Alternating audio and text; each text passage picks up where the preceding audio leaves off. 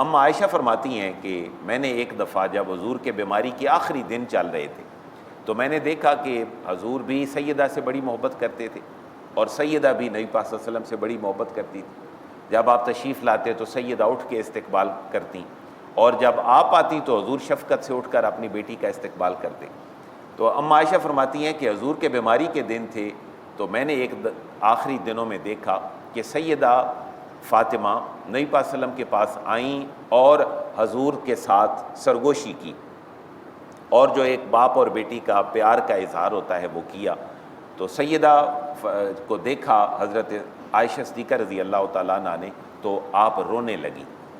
حضرت سیدہ کائنات فاطمہ الزہرا حضور کے بیماری کے دنوں میں جب حضور کے قریب ہوئیں، جب ایک سرگوشی ہوئی باپ بیٹے کی تو رونے لگی، اور چند ہی لمحوں کے بعد دوبارہ سرگوشی کی تو آپ ہنسنے لگی، آپ نے تبسم فرمایا۔ اما عائشہ کی روایت میں یہ الفاظ شامل ہیں کہ آپ بعد میں کہنے لگیں کہ میں تو نبی پاک صلی اللہ علیہ وسلم کی بیٹی کو بڑی اعلیٰ خاتون سمجھتی تھی، لیکن یہ ایک ہی دفعہ پہ ہنسنے بھی لگ گئیں اور ایک ہی دفعہ پہ رونے لگ گئیں، لیکن میں نے ادباً نہیں پوچھا، میں خاموش ہی رہی۔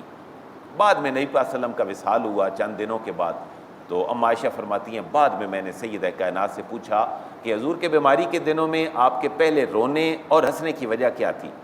تو اس وقت سیدہ فاطمہ الزہرا رضی اللہ تعالیٰ عنہ نے فرمایا کہ مجھے نبی پاک علیہ الصلوۃ والسلام نے جب میں حضور کے قریب ہوئی تو آپ نے پہلی دفعہ مجھے فرمایا کہ فاطمہ، جبریل ہر سال میرے ساتھ قرآن مجید کا دور ایک مرتبہ کرتے تھے، یعنی قرآن مجید سنتے بھی تھے اور سناتے بھی تھے، لیکن اس مرتبہ جبریل امین نے میرے ساتھ 2 مرتبہ دور کیا۔ میرا خیال ہے کہ میرا وقت قریب آ گیا ہے اور میں اب اس کے بعد اللہ کے ساتھ جا کر ملوں گا۔ تو آٹومیٹیکلی سیدہ کی روایت میں کیا الفاظ ہوں گے کہ آپ کی کیفیت کیا ہوئی؟ میں رونے لگ گئی۔ اما عائشہ کو آپ حضور کے وصال کے بعد بتلاتی ہیں، تو اما عائشہ فرماتی ہیں پھر تمہارے ہنسنے کی وجہ کیا تھی؟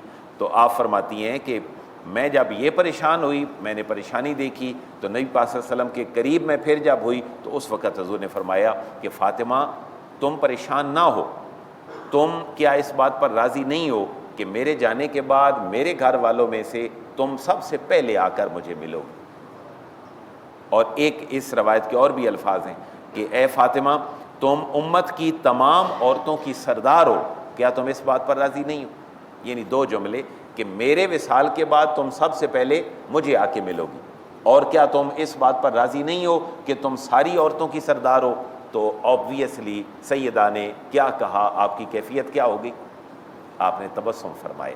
تو یہ جو اس طرح کی احادیث ہیں، ان سے رونے کے جذبات کی بھی قدر ہوتی ہے، ہنسنے کے جذبات کی بھی قدر ہوتی ہے۔ اس کے علاوہ تیمارداری کا مسئلہ بھی نکلتا ہے کہ سیدہ کائنات اپنے باپ کی کس لیے گئیں؟ تیمارداری کے لیے گئیں۔ باپ اور بیٹی کی جو سرگوشی ہے اور محبت کا اظہار ہے، اس سے یہ مسئلہ بھی نکلتا ہے، اور باپ اپنی بیٹی کا اگر اٹھ کر کہیں پیار میں استقبال کرے تو یہ بھی مسئلہ اس سے نکلتا ہے، اور کتنے سارے بے شمار مسائل ہیں کہ جو کہ اس حدیث مبارکہ سے نکلتے ہیں۔ اس کے بعد سیدہ کائنات فاطمہ الزہرا رضی اللہ تعالی عنہا حضور کے وصال کے تقریباً 6 مہینے بعد آپ کا بھی وصال ہو گیا۔ تو نبی پاک صلی اللہ علیہ وسلم کی یہ حدیث اور جو پریڈکشن تھی یہ پوری ہو گئی کہ میرے جانے کے بعد میرے خاندان کی تم پہلی عورت ہو جو جا کے مجھے ملو گی، اور کیا تمہارے لیے یہ کافی نہیں ہے کہ تم ساری امت کی عورتوں کی سردار ہو؟